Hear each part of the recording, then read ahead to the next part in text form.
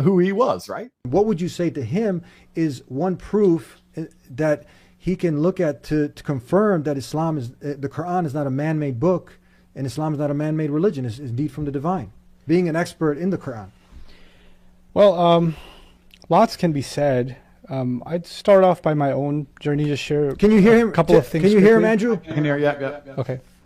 Nice talking to you. I think that what I like to do when I meet with audiences, professors of other faiths and intellectuals, anybody, is that I like to invite them to explore the Quran, intellectually and critically. That's an invitation that the Quran gives.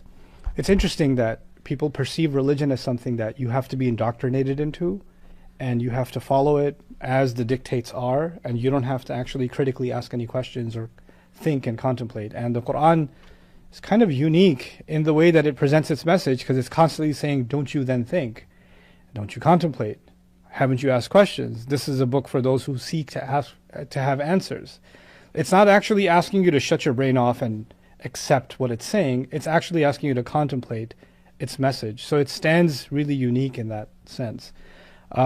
My own, since it offered that invitation to me, I didn't come to the Quran first as someone who believes in it, as wanted to figure this thing out and try to make sense of it.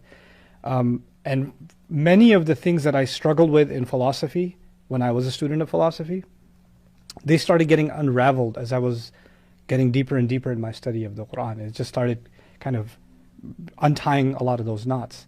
And it's also remarkable that some of the biggest addictions that people suffer from, every one of them is targeted one after the other in the Quran.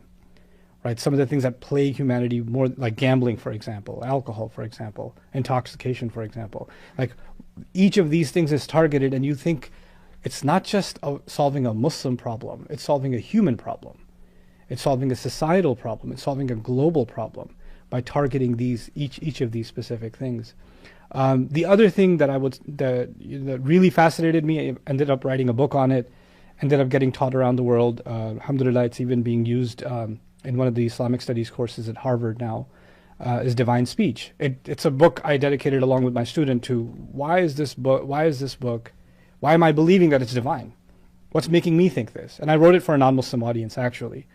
It's a little bit academic, but the point of it was there are elements to this book and the way that it's structured that if you went to the library or you got on Amazon and bought yourself a translation of the Quran, you started reading it, you think the subject is kind of going all over the place, right? It's not staying on the same subject, right? It's saying some profound things, but the organization seems unlike anything I've ever read. And that was one of the things that baffled me at first, like why is it organized in this way? And so one of the areas of my study became the organization of the Quran. Why is it organized in this way? Why is God talking in this disarray? And what I discovered was something absolutely breathtaking, that it's got a symmetrical structure, that you'll have a chapter, for example, that's hundreds of verses, like Baqarah is 286 verses. It's an oral tradition, so it wasn't written first, it was recited and pronounced and memorized in that way. Amounts to about 50 pages in Arabic, right? But if you study the subject matter, the 9 subjects that are occurring in this long 50-page discourse are like subject 1 is directly tied to subject 9, and 2 to 8, and 3 to 7, and 4 to 6, and 5 right center in the middle. Like there's an incredible 3-dimensional structure to the way the argument's being presented. Like human beings, we think linear, right? I'm going to make point A, then I'm going to make point B, then I'm going to make point C. That's how I organize my thoughts. And unless you write something down and say, you know what, I'm going to do this, and just for fun, I'm going to do A, B, C, and then go C, B, A, right? Even doing that in 6 sentences is hard for me as I'm sitting here talking to you, because my brain isn't wired that way. But this millennium and a half old tradition has got multiple surahs and multiple chapters where this kind of a structure is demonstrated over and over again, and other kinds of structures. You're like, this is not possible for a human being to do. Linguistically, it's not possible. I'm a student of linguistics. It's just not possible. These kinds of structures, this kind of organization.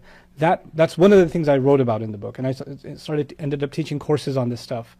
But for just to take a step back level, My invitation to anybody is put your preconceived notions aside. Take what you may have heard about Islam, what you may have thought about it from your own faith tradition's point of view. Put all of that aside. And I wouldn't even invite somebody to read the Quran to accept Islam. Read the Quran neutrally and get a first, an unbiased impression. And I would think it's really difficult to not walk away truly being moved by what you're being exposed to, truly being hit by what you're exposed to. The final thing I'll say is there is a huge tragedy in the world today that even most Muslims aren't as aware of the Quran as they should be, right? So Muslims don't become a really good representation of the contents of the book, right? So even disconnecting yourself from the Muslim bias, I'm just going to read this for myself with no other influences as much as possible. At the end of the day, human beings are going to have some bias or the other, but as much as I can consciously be disconnected from bias and give it a shot and read it, I think that would be my invitation to anybody. Andrew, any final question, anything you'd like to ask him while he's here? What happened was, because we got delayed with the program, next guest was coming in, so I'm with you. But this is amazing. You can look him up actually online, and you'll see a ton of his videos. I'm going to read that book as well, because it was really interesting what you were saying. It was really interesting what you were saying. After the show, I'd like to send you a copy as a gift. And also, your invitation is exactly the way I would have done it anyway. I would have read it. I'm going to read it. I've yet to read the Quran, but it's certainly something I'm going to do. I'm going to read it without a preconceived notion, without a preconceived idea. And I think that's the best way to do things, because you're right. There's too much bias in the world. But from what I know, I think we just talked about it for the last hour. From what I know, I have absolute respect for the religion and respect for the faith. And I've been very, very blessed to be on the show. So thank you very much for having me. I appreciate it. Thank you. I cannot leave without giving you a gift. If you're not yet Muslim and you're tuning in to see what these Muslims are talking about, and you like a free copy of the Quran, go ahead and visit thedeenshow.com.